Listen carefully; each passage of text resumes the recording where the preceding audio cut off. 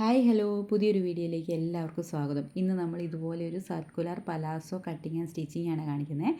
അതിന് മുൻപായിട്ട് നമ്മുടെ ചാനൽ ആദ്യമായിട്ട് കാണുന്നവരുണ്ടെങ്കിൽ നമ്മുടെ ചാനലൊന്ന് സബ്സ്ക്രൈബ് ചെയ്തൊന്ന് സപ്പോർട്ട് ചെയ്യണേ. നമുക്കിനി അതിൻ്റെ കട്ടിങ് വീഡിയോയിലേക്ക് കിടക്കാം. നമ്മൾ അതിനായിട്ട് എടുത്തേക്കുന്നത് 2 മീറ്റർ തുണിയാണ്. ഇത് ക്രേപ്പിൻ്റെ പ്രിൻറ്റഡ് ക്രേപ്പ് മെറ്റീരിയലാണ് എടുത്തേക്കുന്നത്. 2 മീറ്റർ എടുത്തിട്ടുണ്ട്. നമ്മളിത് ക്രോസ് കട്ടിംഗ് ആണ് ചെയ്യുന്നത്. അതുകൊണ്ട് നമ്മൾ രണ്ടായിട്ട് മടക്കിയതിന് ശേഷം അത് നമ്മൾ കോണാക്കി മടക്കിയെടുക്കുക കേട്ടോ. ഓപ്പൺ സൈഡ് 4 സൈഡും ഒരേ വശത്തേക്കാണ് വരുന്നത്. വേസ്റ്റ് റൗണ്ടാണ് നമുക്കിനി കണ്ടുപിടിക്കേണ്ടത്. വേസ്റ്റ് റൗണ്ട് നമ്മൾ നേരെ ടേപ്പ് വെച്ച് മാർക്ക് ചെയ്തതിന് ശേഷം ആ മാർക്ക് ചെയ്ത പോയിന്റിലേക്ക് നമ്മൾ കോണിൻ്റെ അവിടെ നിന്ന് എത്ര മെഷർമെൻ്റ് ഉണ്ടോ അത് വെച്ചിട്ട് വേണം നമ്മൾ വളച്ച് വരച്ചെടുക്കാൻ വേണ്ടിയിട്ട്. നമ്മൾ ഈ വേസ്റ്റ് റൗണ്ട് കണക്കാക്കുന്ന രീതി എന്ന് പറയുന്നത് വേസ്റ്റ് റൗണ്ട് +4 / 4 ആണ്. അപ്പോൾ ഞാനിവിടെ എടുത്തേക്കുന്നത് 35 ആണ്. 35 + 4 39 / 4 ആണ് വരുന്നത്. അപ്പോൾ എനിക്ക് 9.5 കിട്ടിയിരുന്നത്. അപ്പോൾ ആ 9.5 വെച്ച് നമ്മൾ ടേപ്പ് വെച്ചിട്ട് സ്ട്രെയിറ്റ് ആയിട്ട് നോക്കുക. അപ്പോൾ നമ്മൾ ആ 9.5 വരുന്ന ഭാഗത്തേക്ക് കോണിൻ്റെ അവിടെ നിന്ന് താഴേക്ക് എത്ര വരുന്നുണ്ടോ അത് വെച്ചിട്ട് വളച്ച് വരയ്ക്കുക. എനിക്കിപ്പം കോണിൻ്റെ അവിടെ നിന്ന് താഴേക്ക് വന്നിരുന്നത് 14 ആണ്. അപ്പോൾ അത് വെച്ചിട്ടാണ് ഞാൻ ആ വളച്ച് വരച്ചേക്കുന്നത്. അതിനുശേഷം നമുക്ക് ക്രോച്ച് ലെങ്താണ് അടയാളപ്പെടുത്തുന്നത്. ഞാനിവിടെ 11.5 ക്രോച്ച് ലെങ്ത് എടുത്തേക്കുന്നത്. ശേഷം നമ്മൾ താഴേക്ക് സ്ട്രെയിറ്റ് ആയിട്ട് വെച്ചതിന് ശേഷം നമ്മൾ ഉള്ളിലേക്ക് ഒരു 3.5 മാർക്ക് ചെയ്യുക. കുറച്ച് വണ്ണം ഉള്ളവരാണെന്നുണ്ടെങ്കിൽ 4 വരെ നമുക്ക് എടുക്കാം. അതിനുശേഷം നമ്മളവിടെ ഒരു എൽ ഷേപ്പിൽ വരച്ച് കൊടുത്തതിന് ശേഷം ഫ്രഞ്ച് കർവ് വെച്ചിട്ടോ കൈ വെച്ചിട്ടോ ഒന്ന് വളച്ച് വരച്ച് കൊടുക്കണേ. ഇനി നമുക്കിനി എടുക്കാനുള്ളത് ലെങ്താണ്. ലെങ്ത് നമ്മൾ വേസ്റ്റ് റൗണ്ട് കണക്കാക്കിയ പോയിന്റിൽ നിന്ന് നമ്മൾ താഴേക്ക് എത്ര കിട്ടുന്നുണ്ടോ നോക്കുക. എനിക്കിപ്പോൾ ഇവിടെ ഒരു 26 ആണ് കിട്ടുന്നത്. ആ 26 അവിടെ മാർക്ക് ചെയ്തതിന് ശേഷം ഇനി നമ്മൾ മാർക്ക് ചെയ്യേണ്ട ലെങ്ത് കോണിൽ നിന്നാണ് തുടങ്ങേണ്ടത്. അവിടെ നിന്ന് വെച്ച് നമ്മൾ താഴേക്ക് അടയാളപ്പെടുത്തിയാലേ നമുക്ക് കറക്റ്റ് സർക്കുലറിൽ കിട്ടുകയുള്ളൂ. ഇല്ലെങ്കിൽ ചില വശം തൂങ്ങി കിടക്കുന്ന പോലെ തോന്നും. അതുകൊണ്ട് നമ്മൾ ആ കോണിൻ്റെ അവിടെ ടേപ്പ് വെച്ചതിന് ശേഷം നമ്മൾ ആ പോയിൻ്റ് മാർക്ക് ചെയ്ത് എത്രയാണോ അത് വെച്ചിട്ട് നമ്മൾ സർക്കുലറായിട്ട് റൗണ്ടിൽ വരച്ചു കൊടുക്കുക കേട്ടോ. ഇനി നമുക്ക് ഈ മാർക്ക് ചെയ്ത് വെച്ചേക്കുന്ന എല്ലാം ഒന്ന് കട്ട് ചെയ്തെടുക്കാവേ.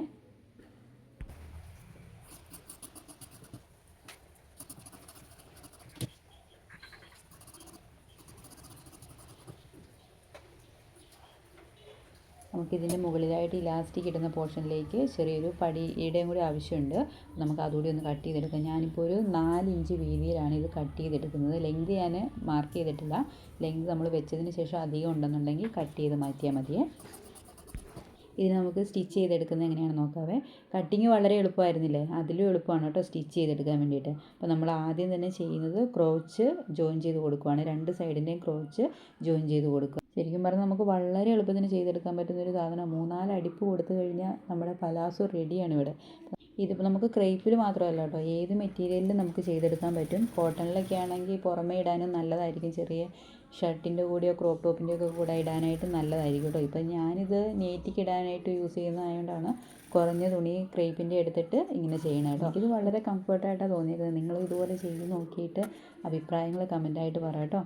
നമ്മൾ ക്രോച്ചിൻ്റെ അവിടെയൊക്കെ ജോയിൻ ചെയ്ത് കൊടുക്കുമ്പോഴത്തേക്കിനും നമ്മൾ 2 അടിപ്പൊക്കെ വീതം ഇട്ടേക്കണം. അവിടെയൊക്കെ ഇത്തിരി അധികം പൊട്ടിപ്പോകാനായിട്ട് ചാൻസ് ഉള്ളത് കൊണ്ട് നമ്മൾ 2 അടിപ്പ് വീതം കൊടുക്കണം. ഓരോ അടിപ്പ് കൊടുത്താൽ എന്തായാലും അത് വിട്ടുപോകും. അതുകൊണ്ട് 2 അടിപ്പ് വീതം കൊടുക്കുക കേട്ടോ.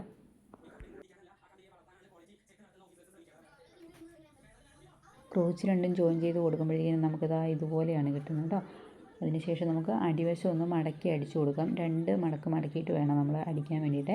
ക്രോസ് ആയതുകൊണ്ട് നമ്മൾ വലിച്ചു കൊടുക്കരുത്, പൊളഞ്ഞു പോകും. അതുകൊണ്ട് പൊളഞ്ഞു പോയാലൊന്ന് അയൺ ചെയ്ത് വിട്ടാൽ മതി. എന്നാലും ഒരുപാട് പൊളഞ്ഞു പോകാതിരിക്കാൻ വേണ്ടിയിട്ട് നമ്മൾ വലിച്ചു കൊടുക്കാതിരിക്കുക കേട്ടോ.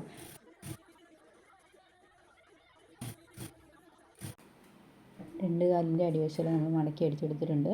ഇനി നമുക്ക് ആ മുകളിലേക്ക് വെട്ടി വെച്ചേക്കുന്ന പടി ജോയിൻ ചെയ്ത് കൊടുക്കാം. അപ്പോൾ നമ്മൾ നല്ല വശത്തു നിന്ന് ചീത്ത വശത്തേക്കാണ് മടക്കുന്നത് കേട്ടോ.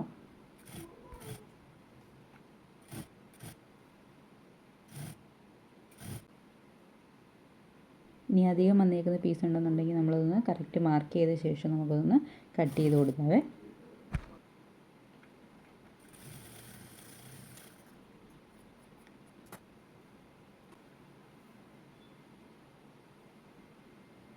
ഞാനിപ്പോൾ ഇവിടെ 1 ഇഞ്ചിൻ്റെ ഇലാസ്റ്റിക്കാണ് കൊടുക്കുന്നത്. ഇപ്പോൾ ഇലാസ്റ്റിക് എത്ര ഇഞ്ചിൻ്റെയാണോ കൊടുക്കുന്നത് അതനുസരിച്ചിട്ട് നമ്മൾ മുകളിലത്തെ പടി മടക്കി അടിക്കുക കേട്ടോ. ഞാനിപ്പോൾ ഒരു 1 ഇഞ്ചിൻ്റെ കൊടുക്കുന്നതുകൊണ്ട് 1.25 വെച്ചിട്ടാണ് ഞാൻ അടിക്കുന്നത്.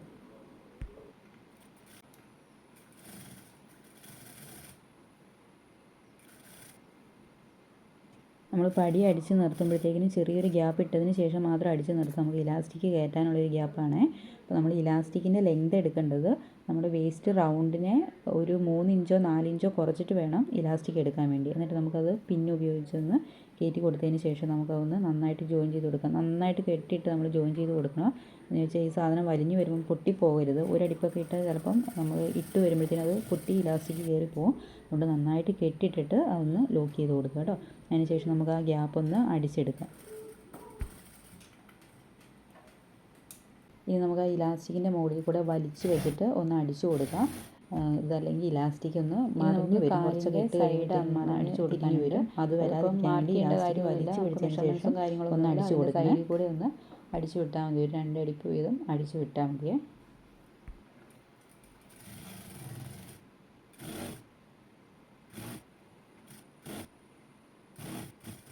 ഈ ഒരു അടിപ്പൂടിയും കഴിഞ്ഞാൽ നമ്മുടെ പലാസോ റെഡി ആയിട്ടുണ്ട്. ഇതാണ് നമ്മുടെ പലാസോയുടെ ഫൈനൽ ലുക്ക്. എങ്ങനെയുണ്ട്?